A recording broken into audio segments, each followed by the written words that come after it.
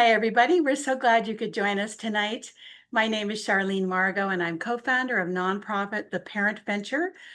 It's bringing you this program, the Parent Education Series, now in its 20th season, which amazes even us. Tonight, we are delighted and honored to have with us Chris Balme, school founder, education leader, and author, who's going to be talking to you about 4 ingredients for a meaningful life, helping adolescents make wise choices. We know that this is a topic that's going to resonate with many of you, so we're just so excited to have Chris with us tonight. Take it away, Chris. Thank you so much, Charlene. Thank you for having me back, and greetings, everybody. I hope this will be a fun and playful conversation. I know both as an educator and a parent, there's a lot going on for all of us, a lot that we're trying to hold. So my hope is to try to zoom out from some of that hecticness that we're all constantly thinking about as parents and focus on kind of 4 simple factors that we can set to help our kids make better choices. So I'm gonna start up with some slides here. Hopefully that works. There we go. So I want to start off with just a little bit of maybe the frustration that can bring us to the place where we get to think differently. And I'm speaking both as an educator, who's worked with adolescents for 24 years, and also as a parent of one, where all of this really, where the rubber really meets the road with all these ideas. So I want to start off with this question of why don't they listen to us? I mean, this we can laugh about it or cry about it, but the feeling that often when we feel like they're at the point of making meaningful decisions that will affect the rest of their lives, it appears that all of the wisdom that we've accumulated through our own hard work is not relevant to them, not listened to, not used. So I want to start here and maybe try to introduce a couple ideas about why it might be that they don't appear to be listening to us and how we can tilt the field a little bit so that they might listen a little more, even if it doesn't show in the way we always expect. And then from there, we'll talk about these kind of 4 fundamental ingredients that I hope, it's not about being perfect, but the more of these we include in their lives, I think the more able they are to make wise choices in general, which is what we all hope for. But first, why don't they listen to us? I want to suggest kind of four factors that might be at play that we can start to work with, maybe start to change. The first thing is something that I know I am guilty of as a parent, which is that we confuse listening to new information and integrating new information. What I mean by that is that sometimes we have this expectation that's such a setup for frustration where we think because we've just told them some wise advice, they ought to be using it in the next second or maybe the next day. And that's just it's not a reasonable expectation for almost anyone. That there's quite a journey that has to happen between when you first hear something wise and you're able to put it to use in your daily life. I mean, all of us know that, I think, as adults. So I'd first just offer us the idea to give a little space, a little grace, so that when we've given them something important to think about, we also know that it's going to take some time for them to live the truth of that. It might take some time for them to wonder about it, reflect on it, maybe socially process it, and also feel like they have enough space in their life that they're not going to be more interested in kind of putting resistance up to you, but they actually have space to think about it and not feel pressured. And then they might start integrating it. It doesn't mean it's not as satisfying as the instant kind of turn, but I think it's something that helps us have a little more patience, both with them and with ourselves. And this points to a kind of a general theme that I'm going to point out in a bunch of different parts of this talk, which is I think that by any historical average, tweens and teens today have less autonomy and choice than they used to. And that, it's really unfortunate. I think in many ways we've made strides and advances in how we parent, but this is one way where it feels like we might be going in the opposite direction. And often I think when kids don't listen to us as parents, what they're responding to is the fact that they're very intelligent, rapidly growing in intelligence people during adolescence who are not given a lot of opportunity to use that intelligence to make their own choices. So the not listening to us is sometimes more a statement of, I want to make my own choice. I'm so deprived of choice, I'd rather make my own bad choice than do another kind of adult controlled thing. So I think it's an argument for giving them more space to make choices in general, to practice. Third thing is that all of us, I think, or at least most of us, certainly me, can sometimes be lagging behind where they are as adolescents. Something that, not everyone knows is that there are two times in life when our brains grow the fastest. Those are early childhood and early adolescence. So the 0 to 5 years and the 11 to 16 years. And I think those are often the hardest times to be someone's parent because of that rapid brain growth, meaning that they are rapidly shifting from one developmental phase to the next. And just when we get comfortable with one, they're off to the next one already, and even insulted that we're treating them as the way they just were the other day. So, this idea of being stuck in boss mode is kind of a sense that we are often treating them like they were last month or last year or 5 years ago, where it was appropriate maybe to be more controlling or to make more decisions for them. And now they've made leaps, sometimes faster than we can even believe. And that making decisions for them out of kindness before now feels like control and not appreciated. So I think shifting out of that is one of the primary challenges for us as parents of this age. Is can we evolve our parenting so that we stay in relationship with them? And we'll talk more about that later on. Okay, and the last one. This is one that I really keen to have all of us as parents understand because I think it helps us take things less personally. This is a neurological effect called the peer effect. And essentially what it means is that, when puberty is beginning, it is going to completely remodel the brain. And one of the primary changes that it causes is you could think of it like a shift in the weighting of different inputs. The specific input that gets kind of focused on, that becomes more sensitized, is peers. So everything that happens in the peer world just pops and grabs attention for adolescents, whereas everything happening outside of the peer world seems a little bit less important. The metaphor often used for this is that, if you're in a space where it's mixed, you've got peers and adults. As an adolescent, it's like the peers are coming through as surround sounds, full vibrant color, while the adults are in black and white and talking in captions. And the reason I like that metaphor is that I'm trying to point out that it's not a choice. It's not something that an adolescent woke up one day thinking like, forget my parents, I don't care about adults. It's actually something that they're reacting to just as much as we are. It's a brain change caused by puberty. So when we are trying to get their attention and peers are also in that space, or the possibility of peers, it's really hard to compete with that. So we have options of either we try to use that peer effect to engage by maybe facilitating conversations with peers, or find spaces where there are no peers around, on the long drive or the hike or wherever it might be, so that they can give us more of their focus. But again, that it's not a choice. They're not usually trying to aggravate us, though it may feel that way. Uh, so that's just a kind of a beginning about some of the kind of developmental pieces at play. And where I'd love to go next is to talk about these kind of four, I hope, fairly simple ingredients that help us, I hope, just kind of cut through the million things that we're worrying about as parents of homework and social media and all of that, and get to some fundamentals that can be a little bit simpler. So, okay, here goes. The very first one is variety. So when I was a teenager, my favorite movie was Ferris Bueller's Day Off. It's still my favorite movie. And one of the reasons I loved it is the way that it just pokes fun at how monotonous school can be. Doesn't have to be. It was an extreme, but there's an element of truth to it. And the frustrating thing about this for a lot of kids is that they know on some level that they need variety, they need novelty to maximize their learning. They're not going to say it like that necessarily. It might be more of an eye roll or this is boring. But the fact that they seek variety is not by accident. They have evolved to seek learning as much as possible because these are years where their brains are growing so fast. Those adolescent years are the fastest brain growth we'll have for the rest of our lives. So, there's a question for us here, which is how do we increase the amount of variety that kids get to have in their day?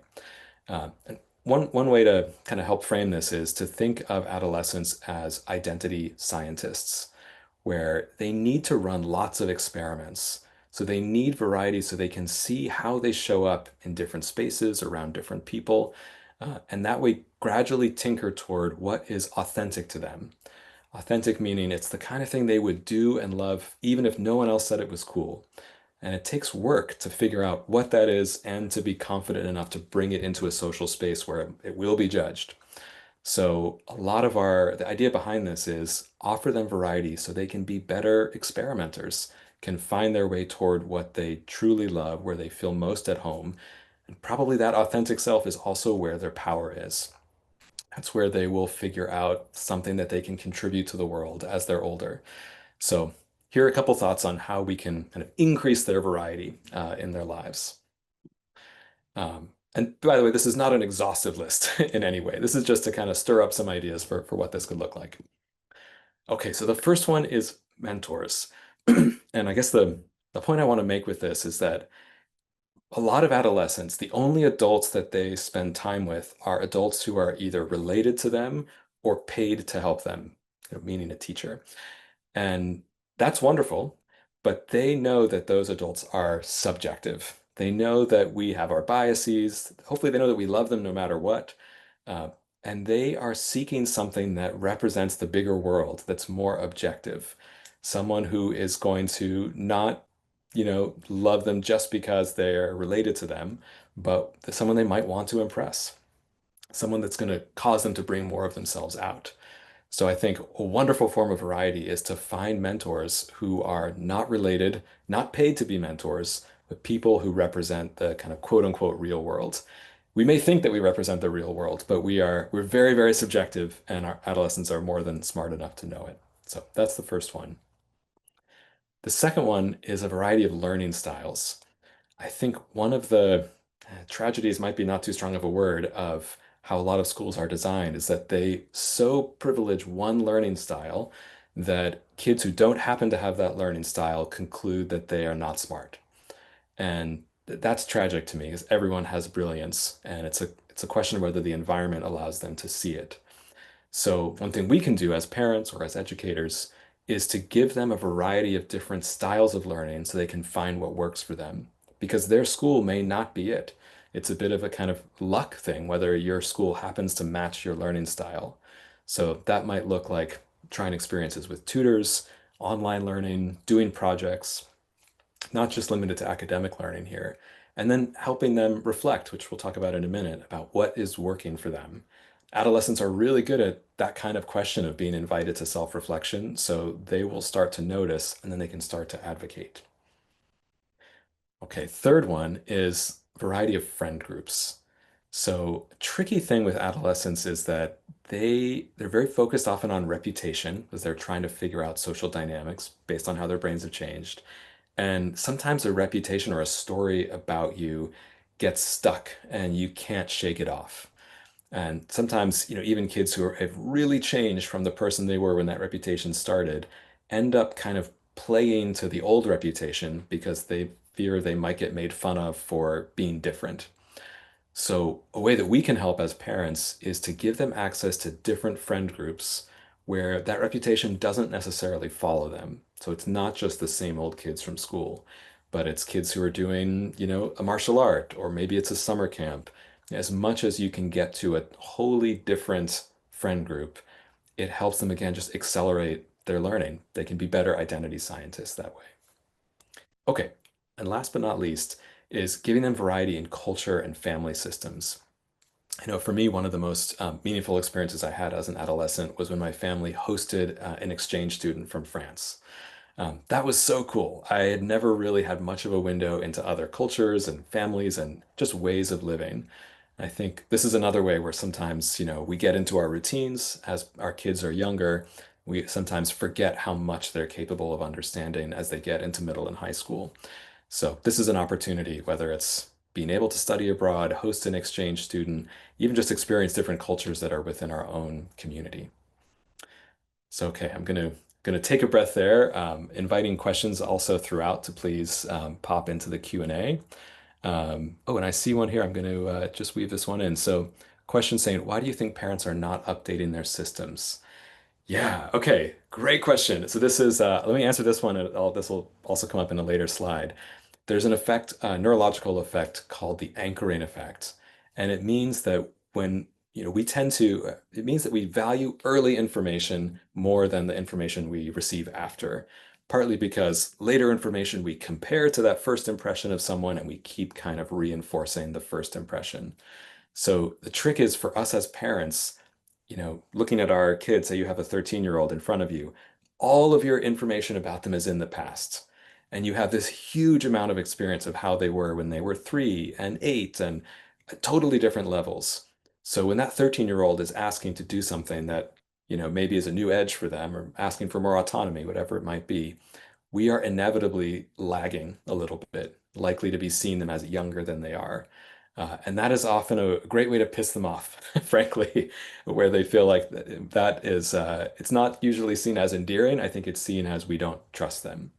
So I think a simple way to think about that maybe is that the amount of responsibility or freedom that we think they're ready for, that feels comfortable to us, is probably, at least 6 months out of date, if not a couple years. So if we are stepping a little outside of what feels comfortable to us, that's probably a good thing, and more likely to meet them where they are.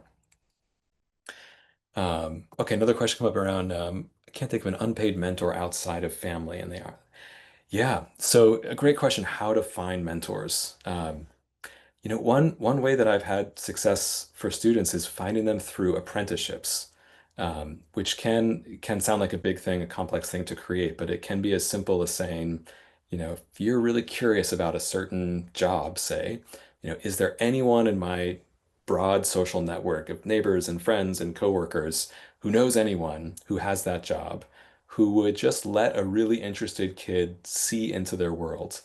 Sometimes that's the starting point. It doesn't have to be a formal apprenticeship. It can just be, I'm opening the door so that you can get a peek into what it's like to be a fill in the blank. And maybe that turns into a mentorship over time. So, okay, thank you for the great questions. Keep them coming. I'm going to jump to the next one here. So, first part is about variety. So, you're tasting different things. And then, in order to make use of all that knowledge that you're getting, it's really important to have support around self-reflection. So, talk a little bit about what helps kids become more self-reflective. Um, First thing is I want to share a finding from research of Dr. Steinberg at Temple University, amazing adolescent researcher, who's looked at a lot of reckless behavior that teens do. So whether that's drinking or even breaking the law into the criminal justice system, why did it happen? Where did it go wrong? And I think one of the primary findings of his research is that it's very rare that teenagers do that because they are ignorant of the problems. When a friend passes them a drink and they choose to drink, it's not because they have no idea what alcohol is going to do to them. The real problem is that they are not centered enough or regulated enough to access their good judgment. And the presence of peers can really deregulate them. So, what his research is pointing to, and other sources too, is that what we can do more than just kind of hammering home, this is bad, chances are they know it, is help them learn how to come back to center, to regulate their nervous system so that they can make better decisions. There's lots of research around what does that.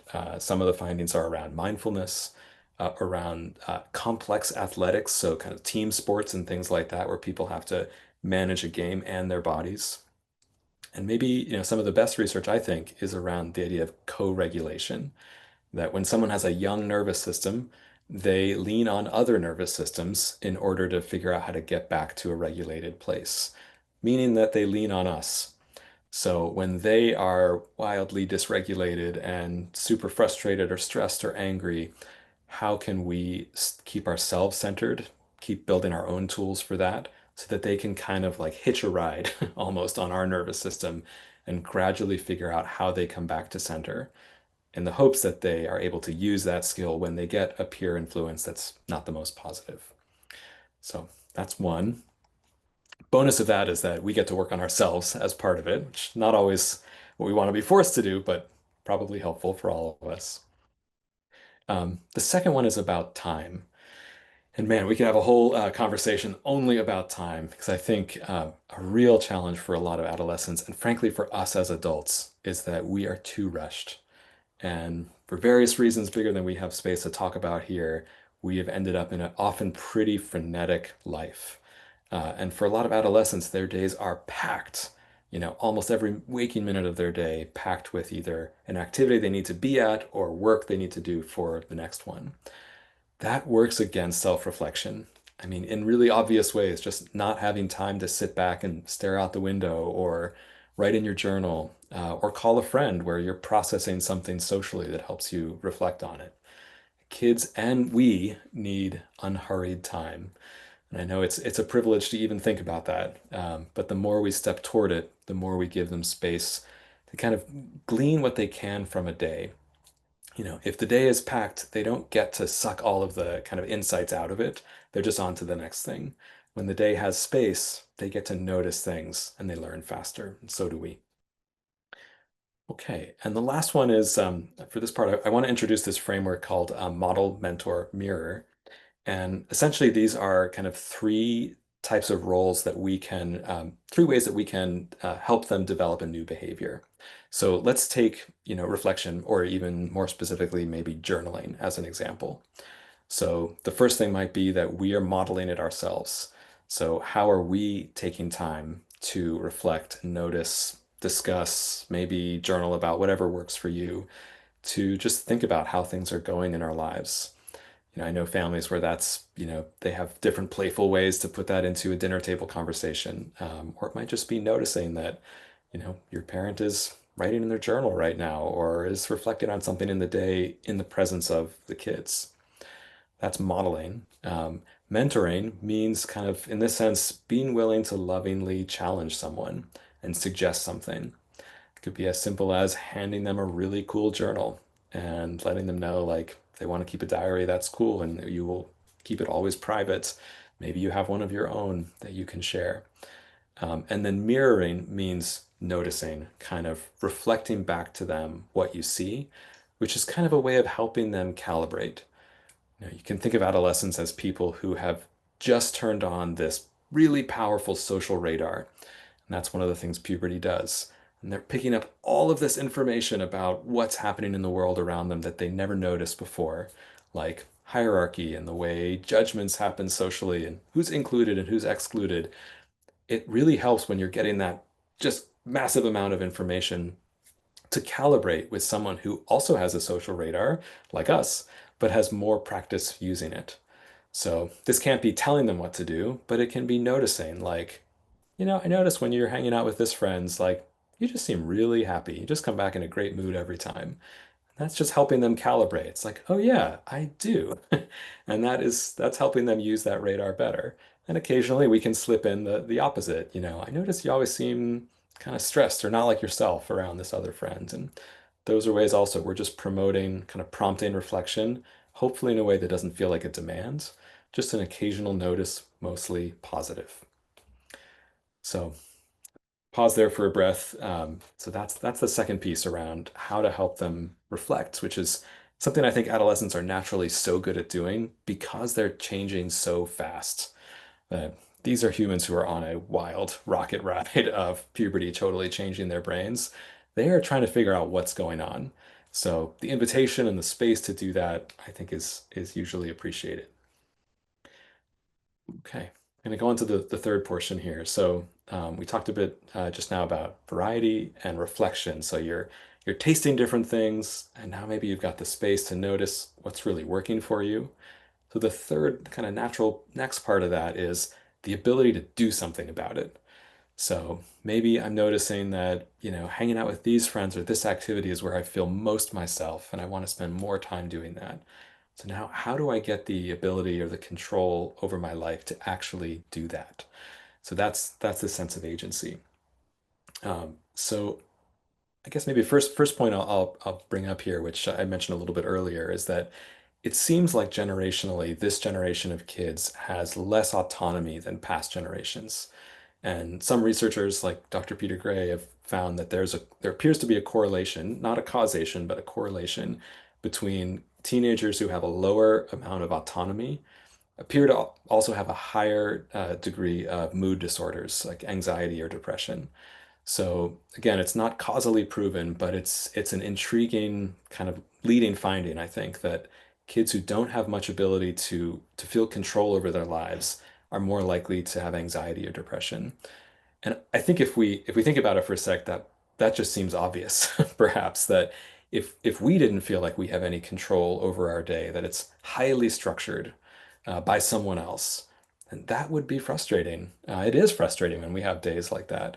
And if you are a teenager who feels like you've become dramatically smarter just recently, and that's true, they are getting rapidly smarter, but yet they don't have much choice over how to kind of use that intelligence and design their day, that's frustrating to say the least. And for some kids might actually contribute to mental health problems.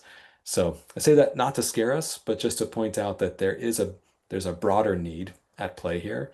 The agency isn't just fun, it isn't just practice. It actually might be an element in mental health that we need to feel like we have some degree of control over our lives.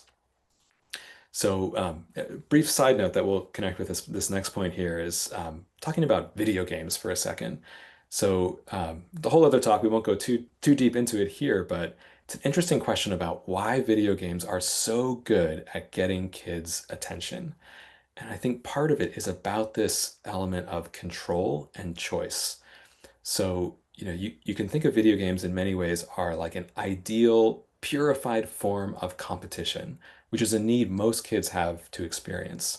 And you could say healthy competition is when you've chosen which game to play among many socially acceptable choices. Unhealthy competition is where you have no choice in the matter, and yet you are still in the game and judged and ranked. So like a school that, posts everyone's grades or GPA on the wall would be an example of unhealthy competition because you didn't choose that. You're forced to play the game and you're ranked publicly. But on the flip side, healthy competition is where you've chosen the game. So think about a video game. A kid gets to choose it, which one they want to play. They've got lots of options, and they get constant feedback, constant control to feel like they are tweaking and improving their experience, and they're always choosing into it. And in that mode, you see kids who are so into it, so wanting to grow and learn and get better, that there's actually a danger of addiction. So I say that to point out that when they have high levels of control and they can choose into something, so using their agency, they're really motivated people. I really think adolescents are some of the most motivated people out there. And if we don't see that, if they are just kind of eye rolling or seeming totally disengaged, then that's kind of, in my mind, not natural. That means something is off with the conditions around them, and they feel like they can't exercise choice, they can't be themselves, they can't kind of do their deeper work, so to speak. So I think it's an interesting question for us as parents. Where are the places? Maybe it's not during their school day, they've got maybe a program that's kind of set for them, but where else in their lives might they have a higher degree of control? So it might be, when they're old enough, getting to choose, to go find a job. I know for me, that was one of the most meaningful parts of my adolescence. The first time I got a job at a tiny little retail store, it really changed who I was because I felt responsible to this objective, kind of scary boss. And when she said I was doing well, like that meant so much to me. Um, so work, going and finding ways to earn money. Money is a way that represents agency. Volunteering is also wonderful. How they spend break time and summers and other breaks, and just simply having voice in family choices. Like we were saying before, it's easy to be lagging behind and treat them like a little younger than they are. And also, adolescents do something where they can confuse us, which is, more than maybe any other time in human lifespan, they can show such a wide range of maturity in such a small amount of time. Meaning, like in 1 hour or less, they might be at a total potty humor level and also have like existential, deep philosophical thoughts. And it's the same person. But any of us, we all have our own range of maturity. We want to be treated for the high part of that range, to be taken seriously and still allowed to do potty humor when we need to. Sometimes adolescents, we treat them for the low end of their range. We think, oh, this is the kid whose backpack looks like a primordial soup and who is, making potty jokes. So I'm not going to ask them their opinion on this, but actually they have such a wide range of maturity that I think it's worth always erring on the side of asking them a little bit more what their opinion is, to put their input in. Doesn't mean that they get to make the choices, but trying to lean in that direction. I think we have a question from Trisha.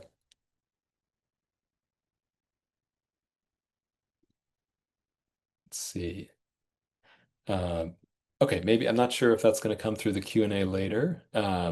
Maybe Trisha, if you want to put it into the chat, then I can see it that way. Um, and oh, another great question. Would you say parents don't trust themselves? Wow, that's a deep one. Um, yes, I would say that. I don't want to generalize, but I think something that often happens that also is part of this adolescent, the trickiness of this age is that, you know, compared to when we first became parents, when you had your first kid, chances are there was some community around you, hopefully, maybe other parents were sharing advice or a favorite book or stuff.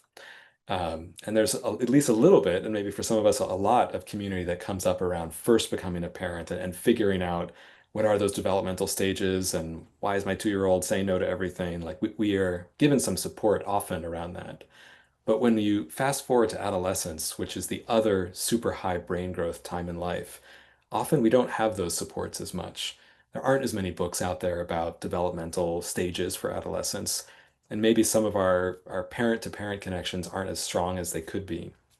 So that might be why we don't trust ourselves as parents. If we feel like we're doing this on our own, it's really hard to trust that.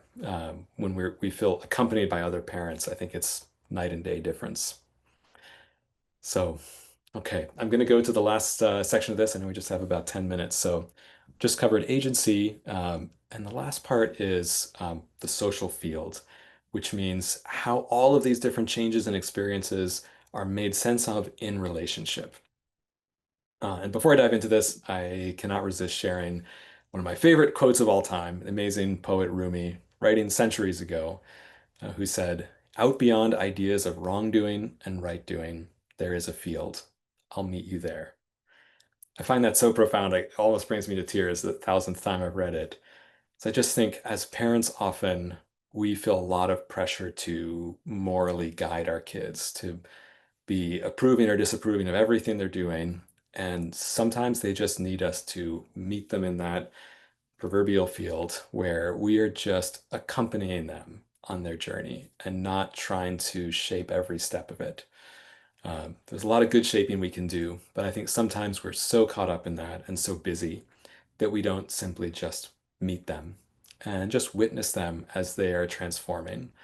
So that's what I take from this, and I want to offer a few thoughts on how we can kind of tend to the relationship that way.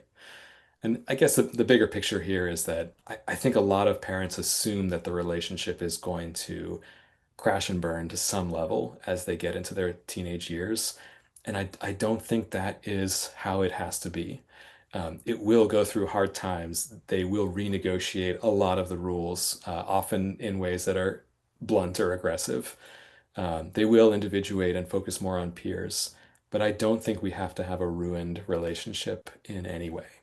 I think we do have to evolve a lot in ways that are not comfortable. So here are some suggestions for that. Um, the first is that sometimes they simply need to be validated. It's a common experience for adolescents to catastrophize. It's probably heard that term, it meaning to take something that appears small to us and blow it into what seems like huge, my life is over proportions. And all that means is that they're picking up new information from the world because they've gotten smarter and they're not yet sure how important each bit is. So if their friend is kind of mean to them for one day, does that mean that their social life is over? Or does it mean that their friend had a bad day and has got a stomach ache? How are they supposed to know? And a safer position often is to assume the worst. So as a result of that, adolescents have really volatile emotions, that and other brain changes happening. So sometimes when they share that with us, they don't need a solution. They need validation. They need to know that there's nothing uniquely broken about them, that we were like this too, and that P.S., we still have this. Even as adults, we still have big emotions. We still get thrown off center by all kinds of things. So to validate that this is normal, that they're okay. You can hear it. You don't have to jump in and fix it. It's amazing how far that goes. So I know it's kind of an obvious thing, but I wanted to start with that. Second one, I already mentioned, thanks to that question. The anchoring effect is again that tendency that we tend to lag behind, see them as younger than they really are. Third one is this idea of the third thing. So this comes from the Montessori world, and the idea is that, for a lot of adolescents, that face-to-face, heavy eye contact conversation is kind of intense, and they'd probably like it to be over soon, as soon as possible. Sometimes they can end it a little too fast.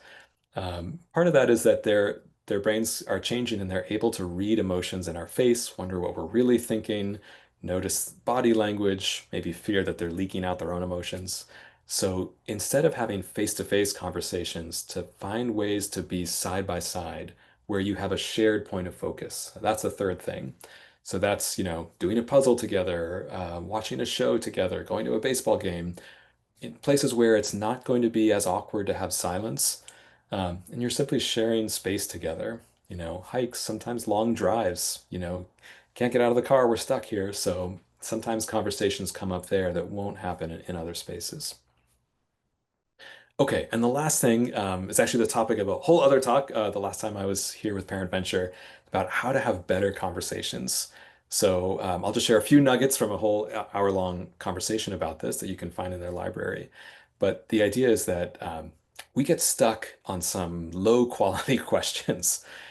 Asking kids, "How was your day?" as the standard thing after school is often just a really unsuccessful question. It's frustrating to them and to us. Both parties want to be more connected, and both are not able to do it often with that question, which can feel like it's a demand to summarize. It's boring. Um, it's not the best question. So there are many other ways to have more connective conversations. In that longer talk, we talked about the idea between open and closed questions. Open ones being kind of more playful and interesting, where they might be surprised by what they hear coming out of their own mouth. Like a question, instead of saying something like, "Who did you sit with at lunch today?" where they've got to, dig that out in their memory and summarize it. An open version of that question would be, if you could take any friend to Starbucks, who would you take? Or on a camping trip? And then you might ask why or get to explore things like that. Also, our own vulnerability is a key ingredient in better conversations where instead of being the questioner who they show up in our presence after school and we're right away with the questions, how can we reveal vulnerably, authentically, a bit of our day and maybe some of the messy parts of it or some of the difficult conversations or stuff that we're still trying to figure out, which again gives them permission to be messy and understand that's just part of human life. But it also might be an easier entry point than being demanded to tell us all about their day. So I'm going to pause here, just take a couple questions, and then we'll wrap this up with one last slide. So let's see. Question: how do you apply these ideas to a teenager that is refusing school? That is a great one. I may not be able to give a good answer without knowing more about the context. Is it a non-neurotypical kid? Is it someone who's had a particular situation in school? I mean, I think the general response I can give to that is that I would listen really closely about what's going on. And even if you can't grant them that wish, try to do experiments that maybe you could design together that would get them as close as possible, knowing that they're experiments that you can then learn from and reflect on after. Um, and Marlene, if you want to put more details in the Q&A, I'd be happy to respond in a more specific way. Okay, so we have talked about the four ingredients. I hope that's offered a couple of useful things. And I want to close just with this idea of understanding the journey that they're on. So in our last 2 minutes here, being an adolescent, I think, is equivalent to being on a hero's journey. Thinking of classic heroes like Luke Skywalker types, they don't choose to be heroes. They are thrown into it. It's dangerous and exciting, and they're trying to make sense of it. Um, and that, I think, is what puberty does. Puberty is the ultimate hero's adventure in many ways. No one's in control of it. Your parents aren't in control of it. Your teachers aren't in control of it. It is happening to you on its own time, and you're just You're thrown into the ride. So when you're on a hero's journey, things are changing rapidly. The whole world is shifting right in front of you. Emotions are getting bigger. Your body's changing. Your mind is getting so much smarter. Someone on a hero's journey usually doesn't want a boss with them. And I think we wouldn't either if we were off on a big epic trekking, hiking trip. We don't take a boss with us who's going to constantly tell us what to do, control every aspect, moralize to us. But we do want to be accompanied. We do not want to be alone in that journey, but we want to be accompanied by a guide, someone who is going to kind of enjoy the experience with us, be stable and by our side. They will intervene with authority when something we're about to make a terrible mistake, but most of the time they are following our lead. So I think that's what adolescents want of us. This kind of person that we also would choose if we could hire a guide on a big, outdoor expedition. And I hope that gives us a hint about kind of how we might evolve. And, very last thing I'll say is I think the fact that we are forced to evolve at this age is actually their gift back to us. That, by the time our kids are in these years, we're maybe in our own midlife years and maybe in our own pretty deep routines, habits, and not all of those are working for us. We might be stuck in some ways. And if you have a teenager or a tween in your house, they are going to shake things up. And ultimately, I think that's a good thing, that they will force us, if we want to stay connected with them, to change our parenting and even really change a bit of who we are. And that's our own growth. That's the kind of, intense fire under us to grow because they're living in our house that we might not have from any other source. So I hope that gives us a positive from all of the ups and downs that we have to go through with them on their journey. Okay, before we go to questions, back to Charlene, I'll just share a bit more here. The two books that Charlene mentioned that I've written and the newsletter that I write every month or so with more on raising adolescents. So thank you so much for all of listening to all of that. And Charlene, I pass it back to you for questions. Well, thank you, Chris. That was an amazing journey. And you've talked about lots of things that we don't hear about. Lots of really interesting things that we don't always hear about. See, look at that. People love it. Hmm. So one thing I was thinking, Chris, is you talked a lot about agency and autonomy and how that's really important for teenagers. And we're big fans of Bill Stixrud and Ned Johnson, who wrote The Self-Driven Child. But what do you say to parents who are really afraid to let go of the leash, afraid to give kids more freedom? Because I know that some parents, many parents, feel like that's letting go of their authority if they give kids more reign. What do you say to that? Yeah, it's such a great question. And I love Bill and Ned and their books. I guess I'd say, the shift from being a boss to a guide is actually not any less authority. It's a different way of using it.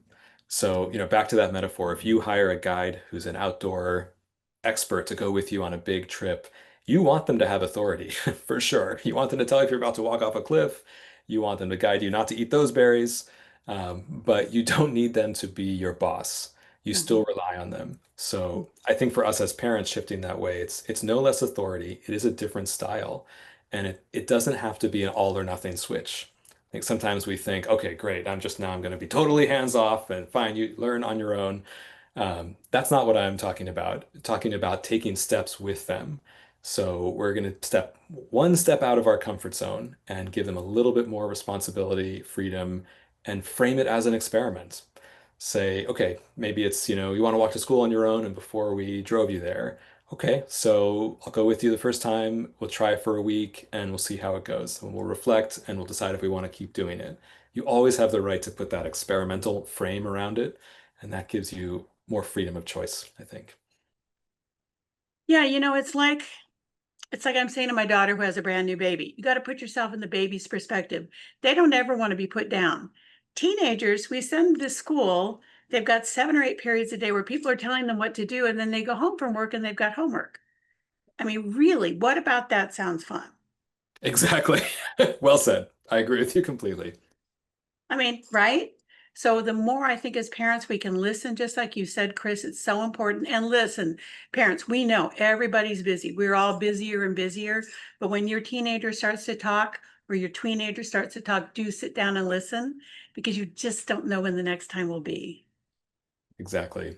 And those choices can be choices within a range that you've selected. It could be as simple as saying, we got two dinner options. What would you like? You choose. Even that is a step toward more choice. And maybe Right? it grows. It's a really important, such an important point, Chris. Okay, let's see how fast we can do this. These are big questions, parents. These are good questions. We're going to see how many we can get to. This is one of the bigger ones. Parent says, as the parent of a neurodivergent or as a parent of neurodivergent kids with high levels of anxiety and systems that really don't support their needs very well, and they're trying to find their way, do you have any thoughts to share? Hmm. Thank you. Yeah, this is such a key question and deserves a multi-hour response. Right, it needs its Um, own event. and really depends also what type of neurodivergence. But I guess I'd say if it sounds like they're in a system that's not doing a good job of recognizing them and finding their brilliance. So then my first thought is, where can they find a place of belonging that does recognize that?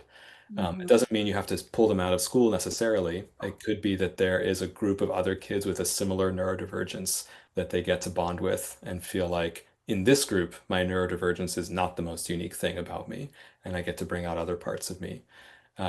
It could be finding, advisory type spaces where they're in kind of a youth circle that's facilitated and they can process some of this.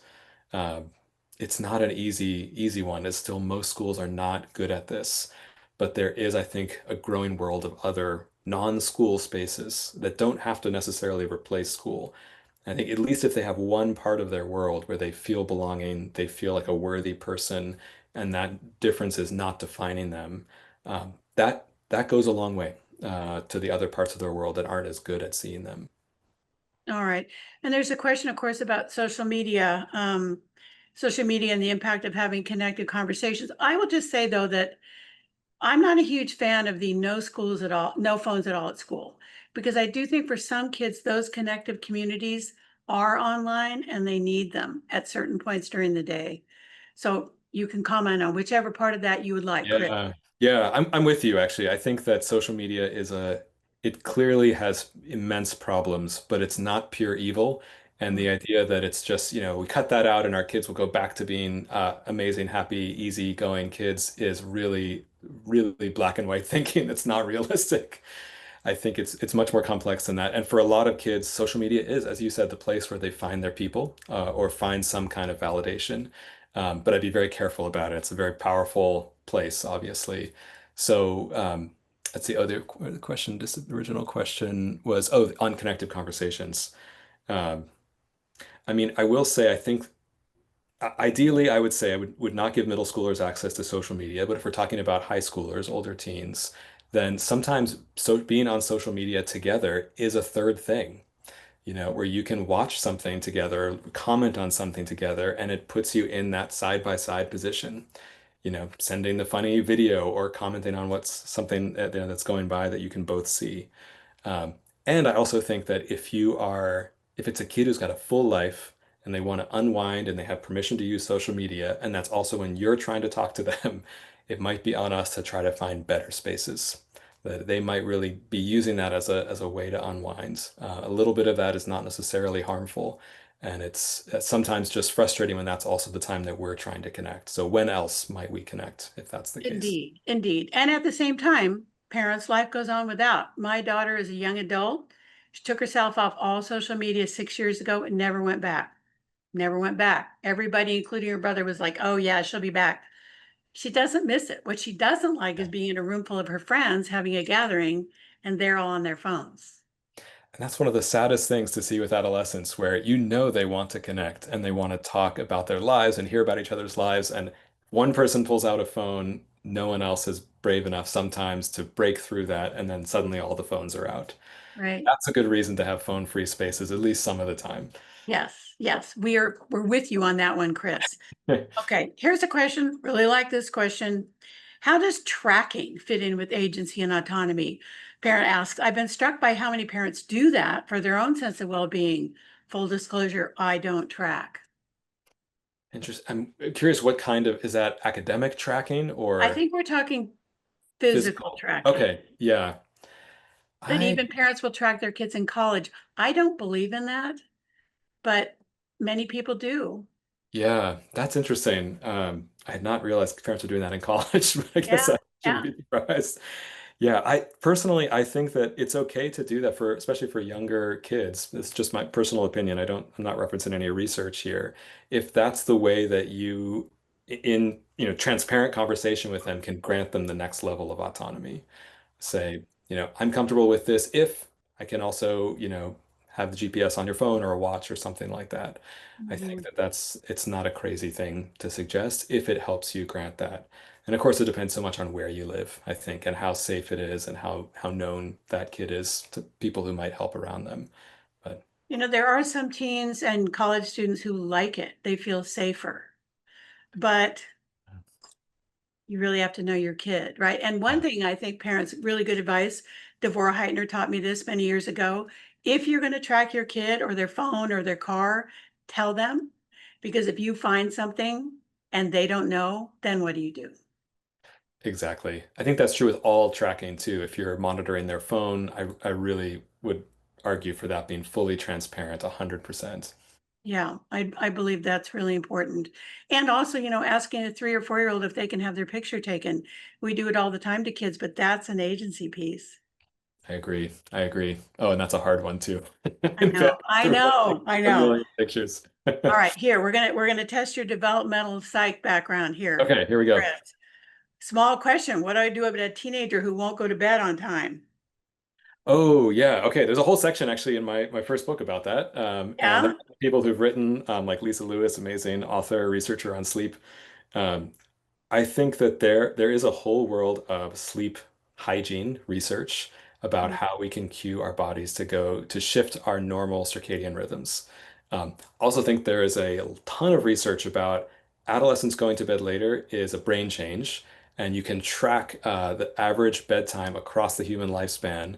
It starts going way up right as puberty begins. It maxes out at about 20 years old when most people can't fall asleep before midnight, and then it starts shifting backwards and keeps sliding back for the whole rest of our lives. So if they're staying up later, it's probably an effective puberty. Doesn't necessarily mean that they're doing that to, spite us or do anything that they shouldn't be doing. And there are ways through sleep hygiene that can shift that. I'm not an expert on this area, but there's a lot of research out there. Things like cutting screen time that's close to bedtime, when you first wake up, when you first get sunlight on your body, having consistent meal times for dinner, things like that help our body get into a regular rhythm and get to sleep earlier. But it's a really common problem also. So I just want to validate that is hard for all of us. That's right. The daughter who stopped social media put herself to bed at 10. My son, no, he was doing quests with his friends until 4 a.m. most nights. I learned Yeah. that when he was like 25. So anyway, Oh my gosh. Yeah. I know. All right. Chris, quickly in the minutes how we have you, a Okay. little more data here from the person who was talking about her son and school refusal. She's saying he was diagnosed with ADHD and had taken medicine for anxiety. Then he decided to stop everything. Parents, I'm only telling you this because this is happening to a lot of kids. He Mm. decided to stop everything, and now he says he also can't do school. Anxious about school environments. We just we just don't know what has happened. Mm. Yeah. First, Says just a nothing lot. has made he said nothing happened to make him not want to go. Hmm. But that's why kids end up in some of the schools that you've built. Yeah, there is. I mean, and this depends on where you live and if you have this privilege, there are a lot of schools out there, including public options and, if private options are a possibility and many have scholarships. There is, even the schools that I've had the luck to build, I don't feel like they're the perfect school and they're not right for everyone. There is no school that's right for everyone. And I think kids, especially in these years, are smart enough that if they get to visit a few different schools, they can probably tell. At least they can make a good guess about what school they'd like to try. So if there's any way you can help him select something different, even try homeschooling, perhaps if that's a possibility for your family. There are lots of online homeschool options that are still can be very social and connected. I think a positive aspect of the pandemic is that it increased the number of non-standard school options, and many of them have stuck around. So if that's possible, I'd encourage you to check those out. All right. Okay, last quick question. These are tough ones, Chris. What do we do if the child is smart but ignores, forgets to complete things and turn in homework, etc.? Should we intervene, monitor, or should we give them the space for them to fail? Yeah, it depends probably a bit what age we're talking about. I think, if they're in middle school, it's probably easier to say give them the space to fail. If they're preparing for college applications, okay, 13. Oh yeah, I think they've got the space to fail. I also would say that it's very common at that age to have your kind of intelligence race ahead of your executive function. It's so common that it's just actually normal. I think that, middle schoolers often have the ability to access really abstract concepts, but struggle a lot with organizing, binders and backpacks and the like. And that's developmental. That is a lot of that will resolve as they get older. We can help them break things into smaller pieces to make it more digestible. We can give visual cues. There are lots of tools out there to try to help. But I think giving them some space for it, including messing up, is okay. And let them come and ask for suggestions from you or peers, when they're feeling like they need it. All right, thank you. So, Chris, if I was in the auditorium with you, I would say, so parents, what's the one thing you're going to go home and say to your kids tonight? So, Chris, if I say, we heard this guy tonight and he said, what do you want parents to take away from you tonight? Hmm. The thing coming to my mind right now is so much of what I've said, I think, if it's just it feels like another to do, is just adding to a list that a lot of us already feel like is so long. Uh-huh. So I think the first step in a lot of this is how we take care of ourselves as parents. Do we have other parents as our kids get older that we can have really raw, honest conversations about what it's like? Do we have little moments of grace where we get to have a little unhurried time in our life? I think when we get a little bit of that goodness, it will naturally be something we offer to our kids, and we'll see something shift. Oh, I Okay. hope that's helpful. Well, there you go. Lots of love tonight. Chris Balme, thank you for a beautiful conversation and for putting up with us, asking you to do events based on things that you've written. It won't be the last time. Thank you so much for having me. Thanks everyone for the great questions. I really enjoyed it. All right. Take care, everybody. Thank you for coming tonight. The video will Thank be you. available soon.